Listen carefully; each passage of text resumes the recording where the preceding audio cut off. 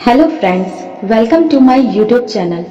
आज के इस वीडियो में हम नेट के पाठ्यक्रम में संकलित इकाई 7 की कहानी चीफ की दावत का कथावाचन करेंगे।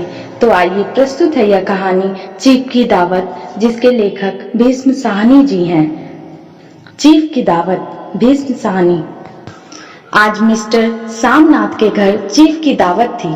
सामनाथ और उनकी धर्मपत्नी को पसीना पोंछने की फुर्सत न थी। पत्नी ड्रेसिंग गाउन पहने, उलझे हुए बालों का जूड़ा बनाए, मुंह पर फैली हुई सुर्खी और पाउडर को मले, और मिस्टर सामनाथ सिगरेट पर सिगरेट फूंकते हुए चीजों की फेहरिस्त हाथ में थामे एक कमरे से दूसरे कमरे में आ जा रहे थे। आखिर 5 बजते बजते तैयारी मुकम्मल होने लगी। कुर्सियां, मेज, तिपाइयां, नैपकिन, फूल सब बरामदे में पहुंच गए। ड्रिंक का इंतजाम बैठक में कर दिया गया। अब घर का फालतू सामान अलमारियों के पीछे और पलंगों के नीचे छिपाया जाने लगा। तभी सामनाथ के सामने सहसा एक अड़चन खड़ी हो गई। माँ का क्या होगा? इस बात की ओर ना उसका और ना उसकी कुशल गृहिणी का ध्यान गया था। मिस्टर सामनाथ श्रीमती की ओर घूमकर अंग्रेजी में बोले, माँ का क्या होगा? श्रीमती काम करते करते ठहर गई और थोड़ी देर तक सोचने के बाद बोली, इन्हें पिछवाड़े इनकी सहेली के घर भेज दो। रात भर बेशक वहीं रहे, कल आ जाएं। सामनाथ सिगरेट मुंह में रखे सिकुड़ी आंखों से श्रीमती के चेहरे की ओर देखते हुए पल भर सोचते रहे। फिर सिर हिलाकर बोले, नहीं, मैं नहीं चाहता कि उस बुढ़िया का आना जाना यहाँ फिर से शुरू हो। पहले ही बड़ी मुश्किल से बंद किया था। माँ से कहें कि जल्दी ही खाना खाके शाम को ही कोठरी में चली जाए। मेहमान कहीं 8 बजे आएंगे, इससे पहले ही अपने काम से निबट ले। सुझाव ठीक था, दोनों को पसंद आया, मगर फिर सहसा श्रीमती बोल उठी, जो वह सो गई और नींद से खर्राटे लेने लगी तो साथ ही तो बरामदा है जहां लोग खाना खाएंगे, तो इन्हें कह देंगे कि अंदर से दरवाजा बंद कर ले। मैं बाहर से ताला लगा दूंगा, या माँ को कह देता हूँ कि अंदर जाकर सोए नहीं, बैठी रहे। और क्या? और जो सो गई तो डिनर का क्या मालूम कब तक चले? 11 बजे तक तो तुम ड्रिंक ही करते रहते हो। सामनाथ कुछ खींच उठे, हाथ झटकते हुए बोले, अच्छी भली यह भाई के पास जा रही थी, तुमने यूं ही खुद अच्छा बनने के लिए बीच में टांग अड़ा दी। वाह, तुम माँ और बेटों की बातों में मैं क्यों बुरी बनूं? तुम जानो और वह जाने। मिस्टर सामनाथ चुप रहे। यह मौका बहस का ना था, समस्या का हल ढूंढने का था। उन्होंने घूमकर माँ की कोठरी की ओर देखा। कोठरी का दरवाजा बरामदे में खुलता था। बरामदे की ओर देखते हुए झट से बोले, मैंने सोच लिया है। और उन्हीं कदमों माँ की कोठरी के बाहर जा खड़े हुए। माँ दीवार के साथ एक चौकी पर बैठी, दुपट्टे में मुंह सिर लपेटे माला जप रही थी। सुबह से तैयारी होती देखते हुए माँ का भी दिल धड़क रहा था। बेटे के दफ्तर का बड़ा साहब घर पर आ रहा है, सारा काम सुबीते से चल जाए। माँ, आज तुम खाना जल्दी खा लेना, मेहमान लोग 7:30 बजे आ जाएंगे। माँ ने धीरे से मुंह पर से दुपट्टा हटाया और बेटे को देखते हुए कहा, आज मुझे खाना नहीं खाना है बेटा, तुम तो जानते हो मांस मछली बने तो मैं कुछ नहीं खाती। जैसा भी हो अपने काम से जल्दी निपट लेना। अच्छा बेटा। और माँ, हम लोग पहले बैठक में बैठेंगे, उतनी देर तुम यहाँ बरामदे में बैठना, फिर जब हम यहाँ आ जाएं तो तुम गुसलखाने के रास्ते बैठक में चली जाना। माँ अवाक बेटे का चेहरा देखने लगी, फिर धीरे से बोली, अच्छा बेटा। और माँ, आज जल्दी सो नहीं जाना, तुम्हारे खर्राटों की आवाज दूर तक जाती है। माँ लज्जित सी आवाज में बोली, क्या करूं बेटा, मेरी बस की बात नहीं है, जब से बीमारी से उठी हूँ नाक से सांस नहीं ले सकती। मिस्टर सामनाथ ने इंतजाम तो कर दिया, फिर भी उनकी उधेड़ बुन खत्म नहीं हुई। जो चीफ अचानक उधर आ निकला तो 8-10 मेहमान होंगे, देसी अफसर, उनकी स्त्रियां होंगी, कोई भी गुसलखाने की तरफ जा सकता है। क्षोभ और क्रोध में वह झुंझलाने लगे। एक कुर्सी को उठाकर बरामदे में कोठरी के बाहर रखते हुए बोले, आओ माँ, इस पर जरा बैठो तो। माँ माला संभालती, पल्ला ठीक करती उठी और धीरे से कुर्सी पर आकर बैठ गई। यूं नहीं माँ, टांगे ऊपर चढ़ाकर नहीं बैठते, यह खाट नहीं है। माँ ने टांगे नीचे उतार ली। और खुदा के वास्ते नंगे पांव नहीं घूमना, ना ही वह खड़ाऊ पहनकर सामने आना। किसी दिन तुम्हारी वह खड़ाऊ उठाकर मैं बाहर फेंक दूंगा। माँ चुप रही। कपड़े कौन से पहनोगी माँ? जो है वही पहनूंगी बेटा, जो कहो पहन लूं। मिस्टर सामनाथ सिगरेट मुंह में रखे फिर अधखुली आंखों से माँ की ओर देखने लगे और माँ के कपड़ों की सोचने लगे। सामनाथ हर बात में तरतीब चाहते थे। घर का सब संचालन उनके अपने हाथ में था। खूंटियां कमरों में कहाँ लगाई जाए, बिस्तर कहाँ पर बिछे, किस रंग के पर्दे लगाए जाएं, श्रीमती कौन सी साड़ी पहने, मेज किस साइज की हो। सामनाथ को चिंता थी कि अगर चीफ का साक्षात माँ से हो गया तो कहीं लज्जित नहीं होना पड़े। माँ को सिर से पांव तक देखते हुए बोले, तुम सफेद समीज और सफेद सलवार पहन लो माँ, पहन के आओ तो जरा देखूं। माँ धीरे से उठी और अपनी कोठरी में कपड़े पहनने चली गई। यह माँ का झमेला ही रहेगा। उन्होंने फिर अंग्रेजी में अपनी स्त्री से कहा, कोई ढंग की बात हो तो भी कोई कहे, अगर कहीं कोई उल्टी सीधी बात हो गई, चीफ को बुरा लगा तो सारा मजा जाता रहेगा।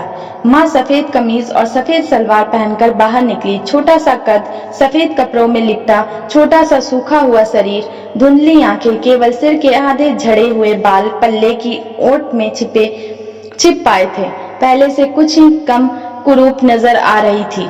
चलो ठीक है, कोई चूड़ियां बूड़ियां हो तो वह भी पहन लो, कोई हर्ज नहीं। चूड़ियां कहाँ से लाऊं बेटा? तुम तो जानते हो सब जेवर तुम्हारी पढ़ाई में बिक गए। यह वाक्य सामनाथ को तीर की तरह लगा। तिनक कर बोले, यह कौन सा राग छेड़ दिया? माँ सीधा कह दो, नहीं है जेवर बस, इससे पढ़ाई बढ़ाई का क्या ताल्लुक है? जो जेवर बिका तो कुछ बनकर ही आया हूँ, नीड़ा लंडूड़ा तो नहीं लौट आया। जितना दिया था उससे दुगना ले लेना। मेरी जीभ जल जाए बेटा, तुमसे जेवर लूंगी, मेरे मुंह से यूं ही निकल गया। जो होते तो लाख बार पहनती। 5:30 बज चुके थे। अभी मिस्टर सामनाथ को खुद भी नहा धोकर तैयार होना था। श्रीमती कब की अपने कमरे में जा चुकी थी। सामनाथ जाते हुए एक बार फिर माँ को हिदायत करते गए, माँ रोज की तरह गुमसुम बन के नहीं बैठी रहना। अगर साहब इधर आ निकले और कोई बात पूछे तो ठीक तरह से बात का जवाब। मैं ना पढ़ी ना लिखी बेटा, मैं क्या बात करूंगी? तुम कह देना माँ अनपढ़ है, कुछ जानती समझती नहीं, वह नहीं पूछेगा। 7 बजते बजते माँ का दिल धक धक करने लगा। अगर चीफ सामने आ गया और उसने कुछ पूछा तो वह क्या जवाब देगी? अंग्रेज को तो दूर से ही देखकर घबरा उठती थी। यह तो अमेरिकी है, ना मालूम क्या पूछे, मैं क्या कहूंगी। माँ का जी चाहा कि चुपचाप पिछवाड़े विधवा सहेली के घर चली जाए, मगर बेटे के हुक्म को कैसे टाल सकती थी। चुपचाप कुर्सी पर से टांगे लटकाए वहीं बैठे रही। एक कामयाब पार्टी वह है जिसमें ड्रिंक कामयाबी से चल जाए। सामनाथ की पार्टी सफलता के शिखर चूमने लगी। वार्तालाप उसी रॉ में बह रहा था जिस रॉ में गिलास भरे जा रहे थे। कहीं कोई रुकावट ना थी, कोई अड़चन ना थी। साहब को विस्की पसंद आई थी, मेम साहब को पर्दे पसंद आए थे, सोफा कवर का डिजाइन पसंद आया था, कमरे की सजावट पसंद आई थी। इससे बढ़कर क्या चाहिए? साहब तो ड्रिंक के दूसरे दौर में ही चुटकुले और कहानियां कहने लग गए थे। दफ्तर में जितना रोब रखते थे, यहाँ पर उतने ही छेस्त पखर हो रहे थे। और उनकी स्त्री काला गाउन पहने, गले में सफेद मोतियों का हार, सेंट और पाउडर की महक से ओतप्रोत कमरे में बैठी सभी देसी स्त्रियों की आराधना का केंद्र बनी हुई थी। बात बात पर हंसती, बात बात पर सिर हिलाती और सामनाथ की स्त्री से तो ऐसे बातें कर रही थी जैसे उनकी पुरानी सहेली हो। और इसी रॉ में पीते पिलाते 10:30 बज गए। वक्त गुजरते पता ही ना चला। आखिर सब लोग अपने अपने गिलासों में से आखिरी घूंट पीकर खाना खाने के लिए उठे और बैठक से बाहर निकले। आगे आगे सामनाथ रास्ता दिखाते हुए, पीछे चीफ और दूसरे मेहमान। बरामदे में पहुंचते ही सामनाथ सहसा ठिठक गया। जो दृश्य उन्होंने देखा उससे उनकी टांगें लड़खड़ा गई और क्षण भर में सारा नशा हिरन होने लगा। बरामदे में एन कोठरी के बाहर माँ अपनी कुर्सी पर ज्यों की त्यों बैठी थी, मगर दोनों पांव कुर्सी की सीट पर रखे हुए और सिर दाएं से बाएं और बाएं से दाएं झूल रहा था और में से लगातार गहरे खर्राटों की आवाजें आ रही थी। जब सिर कुछ देर के लिए टेढ़ा होकर एक तरफ को थम जाता तो खर्राटे और भी गहरे हो उठते और फिर जब झटके से नींद टूटती तो सिर फिर दाएं से बाएं झूलने लगता। पल्ला सिर पर से खिसक आया था और माँ के झड़े हुए बाल आधे गंजे सिर पर अस्त व्यस्त बिखर रहे थे। देखते ही सामनाथ क्रुद्ध हो उठे। जी चाहा कि माँ को धक्का देकर उठा दे और उन्हें कोठरी में धकेल दे, मगर ऐसा करना संभव ना था। चीफ और बाकी मेहमान पास खड़े थे। माँ को देखते ही देसी अफसरों की कुछ स्त्रियां हंस दी कि इतने में चीफ ने धीरे से कहा, पुअर डियर। माँ हड़बड़ा के उठ बैठी। सामने खड़े इतने लोगों को देखकर ऐसी घबराई कि कुछ कहते ना बना। झट से पल्ला से पर रखती हुई खड़ी हो गई और जमीन को देखने लगी। उनके पांव लड़खड़ाने लगे और हाथों की उंगलियां थर-थर कांपने लगी। माँ, तुम जाके सो जाओ। तुम क्यों इतनी देर तक जाग रही थी? और खिसियाई हुई नजरों से सामनाथ चीफ के मुंह की ओर देखने लगे। चीफ के चेहरे पर मुस्कुराहट थी। वह वहीं खड़े खड़े बोले, नमस्ते। माँ ने झिझकते हुए अपने में सिमटते हुए दोनों हाथ जोड़े, मगर एक हाथ दुपट्टे के अंदर माला को पकड़े हुए था, दूसरा बाहर ठीक तरह से नमस्ते भी न कर पाई। सामनाथ इस पर भी खिन्न हो उठे। इतने में चीफ ने अपना दायां हाथ मिलाने के लिए माँ के आगे किया। माँ और भी घबरा उठी। माँ, हाथ मिलाओ। पर हाथ कैसे मिलाती? दाएं हाथ में तो माला थी। घबराहट में माँ ने बायां हाथ ही साहब के दाएं हाथ में रख दिया। सामनाथ दिल ही दिल में जल उठे। देसी अफसरों की स्त्रियां खिलखिलाकर हंस पड़ी। यूं नहीं माँ, तुम तो जानती हो दायां हाथ मिलाया जाता है, दायां हाथ मिलाओ। मगर तब तक चीफ माँ का बायां हाथ ही बार बार हिलाकर कह रहे थे, हाउ डू यू डू। कहो माँ, मैं ठीक हूँ, खैरियत से हूँ। माँ कुछ बड़बड़ाई। माँ कहती है, मैं ठीक हूँ। कहो माँ, हाउ डू यू डू। माँ धीरे से सकुचाते हुए बोली, हाउ डू डू। एक बार फिर कहा उठा। वातावरण हल्का होने लगा। साहब ने स्थिति संभाल ली थी। लोग हंसने चहकने लगे थे। सामनाथ के मन का क्षोभ भी कुछ कुछ कम होने लगा था। साहब अपने हाथ में माँ का हाथ अब भी पकड़े हुए थे और माँ सिकुड़ी जा रही थी। साहब के मुंह में शराब की बू आ रही थी। सामनाथ अंग्रेजी में बोले, मेरी माँ गांव की रहने वाली है, उम्र भर गांव में रही है, इसीलिए आपसे लजाती है। साहब इस पर खुश नजर आए, बोले, सच मुझे गांव के लोग बहुत पसंद हैं। तब तो तुम्हारी माँ गांव के गीत और नाच भी जानती होंगी। चीफ खुशी से सिर हिलाते हुए माँ को टिकटिकी बांधे देखने लगे। माँ, साहब कहते हैं कोई गाना सुनाओ, कोई पुराना गीत, तुम्हें तो कितने ही याद होंगे। माँ धीरे से बोली, मैं क्या गाऊंगी बेटा, मैंने कब गाया है। वाह माँ, मेहमान का कहा भी कोई टालता है। साहब ने इतनी रीस से कहा है, नहीं गाओगी तो साहब बुरा मानेंगे। मैं क्या गाऊं बेटा, मुझे क्या आता है। वाह, कोई बढ़िया टप्पे सुना दो, दो पत्तर अनाड़ा दे। देसी अफसर और उनकी स्त्रियों ने इस सुझाव पर तालियां पीटी। माँ कभी दीन दृष्टि से बेटे के चेहरे को देखती, कभी पास खड़ी बहू के चेहरे को। इतने में बेटे ने गंभीर आदेश भरे लहजे में कहा, माँ। इसके बाद हाँ या ना सवाल ही ना उठता था। माँ बैठ गई और छीन दुर्बल लर्जती आवाज में एक पुराना विवाह का गीत गाने लगी। हरिया नी माए, हरिया नी बहने, हरिया ते भागी भरिया है। देसी स्त्रियां खिलखिला के हंस उठी। 3 पंक्तियां गा के माँ चुप हो गई। बरामदा तालियों से गूंज उठा। साहब तालियां पीटना बंद ही ना करते थे। सामनाथ की खीस प्रसन्नता और गर्व में बदल उठी।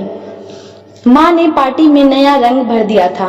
तालियां थमने पर साहब बोले, पंजाब के गांवों की दस्तकारी क्या है। सामनाथ खुशी से झूम रहे थे, बोले, ओ बहुत कुछ साहब, मैं आपको एक सेट उन चीजों का भेंट करूंगा, आप उन्हें देखकर खुश होंगे। मगर साहब ने सिर हिलाकर अंग्रेजी में फिर पूछा, नहीं, मैं दुकानों की चीज नहीं मांगता। पंजाबियों के घरों में क्या बनता है, औरतें खुद क्या बनाती हैं? सामनाथ कुछ सोचते हुए बोले, लड़कियां गुड़िया बनाती हैं, औरतें फुलकारियां बनाती हैं। फुलकारी क्या? सामनाथ फुलकारी का मतलब सुझाने की असफल चेष्टा करने के बाद माँ को बोले, क्यों माँ, कोई पुरानी फुलकारी घर में है? माँ चुपचाप अंदर गई और अपनी पुरानी फुलकारी उठा लाई। साहब बड़ी रुचि से फुलकारी देखने लगे। पुरानी फुलकारी थी, जगह जगह से उसके तागे टूट रहे थे और कपड़ा फटने लगा था। साहब की रुचि को देखकर सामनाथ बोले, यह फटी हुई है साहब, मैं आपको नई बनवा दूंगा। माँ बना देंगी। क्यों माँ, साहब को फुलकारी बहुत पसंद है, इन्हें ऐसी ही एक फुलकारी बना दोगी ना? माँ चुप रही, फिर डरते डरते धीरे से बोली, अब मेरी नजर कहाँ है बेटा, बूढ़ी आंखें क्या देखेंगी? मगर माँ का वाक्य बीच ही में तोड़ते हुए सामना साहब को बोले, वह जरूर बना देगी, आप उसे देखकर खुश होंगे। साहब ने सिर हिलाया, धन्यवाद किया और हल्के हल्के झूमते हुए खाने की मेज की ओर बढ़ गए। बाकी मेहमान भी उनके पीछे पीछे हो लिए। जब मेहमान बैठ गए और माँ पर से सबकी आंखें हट गई तो माँ धीरे से कुर्सी पर से उठी और सबसे नजरें बचाती हुई अपनी कोठरी में चली गई। मगर कोठरी में बैठने की देर थी कि आंखों में छल छल आंसू बहने लगे। वह दुपट्टे से बार बार उन्हें पोंछती, पर वह बार बार उमड़ आते, जैसे बरसों का बांध तोड़कर उमड़ आए हों। माँ ने बहुतेरा दिल को समझाया, हाथ जोड़े, भगवान का नाम लिया, बेटे के चिरायु होने की प्रार्थना की, बार बार आंखें बंद की, मगर आंसू बरसात के पानी की तरह जैसे थमने में ही ना आते थे। आधी रात का वक्त होगा। मेहमान खाना खाकर एक एक करके जा चुके थे। माँ दीवार से सट कर बैठी, आंखें फाड़े दीवार को देखे जा रही थी। घर के वातावरण में तनाव ढीला पड़ चुका था। मोहल्ले की निस्तब्धता श्यामनाथ के घर पर भी छा चुकी थी। केवल रसोई में प्लेटों के खनकने की आवाज आ रही थी। तभी सहसा माँ की कोठरी का दरवाजा जोर से खटकने लगा। माँ, दरवाजा खोलो। माँ का दिल बैठ गया, हड़बड़ाकर उठ बैठी। क्या मुझसे फिर कोई भूल हो गई? माँ कितनी देर से अपने आप को कोस रही थी कि क्यों उन्हें नींद आ गई, क्यों वह ऊँघने लगी। क्या बेटे ने अभी तक क्षमा नहीं किया? माँ उठी और कांपते हाथों से दरवाजा खोल दिया। दरवाजा खुलते ही सामना झूमते हुए आगे बढ़ आए और माँ को आलिंगन में भर लिया। ओ अम्मी, तुमने तो आज रंग ला दिया। साहब तुमसे इतना खुश हुआ कि क्या कहूँ। ओ अम्मी, अम्मी। माँ की छोटी सी काया सिमटकर बेटे के आलिंगन में छिप गई। माँ की आंखों में फिर आंसू आ गए। उन्हें पोंछती हुई धीरे से बोली, बेटा तुम मुझे हरिद्वार भेज दो, मैं कब से कह रही हूँ। सामनाथ का झूमना सहसा बंद हो गया और उनकी पेशानी पर फिर तनाव के बल पड़ने लगे। उनकी बाहें माँ के शरीर पर से हट आई। क्या कहा माँ? यह कौन सा राग तुमने फिर छेड़ दिया? सामनाथ का क्रोध बढ़ने लगा था। बोलते गए, तुम मुझे बदनाम करना चाहती हो ताकि दुनिया कहे कि बेटा माँ को अपने पास नहीं रख सकता। नहीं बेटा, अब तुम अपनी बहू के साथ जैसा मन चाहे रहो।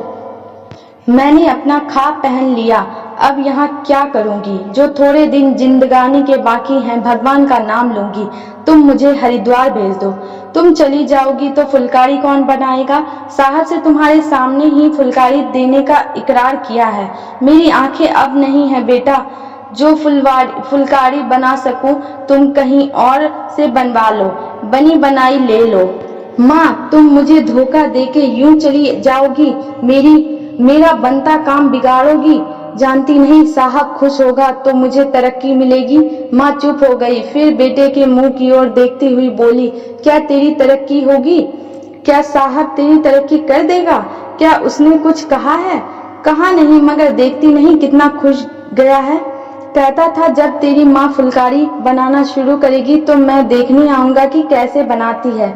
जो साहब खुश हो गया तो मुझे इससे बड़ी नौकरी भी मिल सकती है, मैं बड़ा अफसर बन सकता हूँ।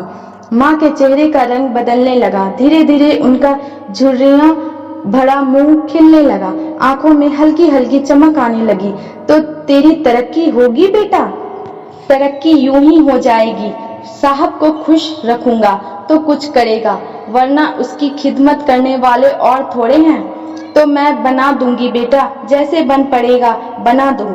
और माँ दिल ही दिल में फिर बेटे के उज्जवल भविष्य की कामनाएं करने लगी। और मिस्टर सामनाथ, अब सो जाओ माँ, कहते हुए तनिक लड़खड़ाते हुए अपने कमरे की ओर घूम गई। आशा करती हूँ कि मेरा छोटा सा प्रयास आप सभी को अच्छा लगा होगा। अगर वीडियो पसंद आए तो चैनल को लाइक, शेयर, सब्सक्राइब करें और बेल आइकन दबाएं ताकि आने वाली वीडियोस की नोटिफिकेशन आपको मिल पाए।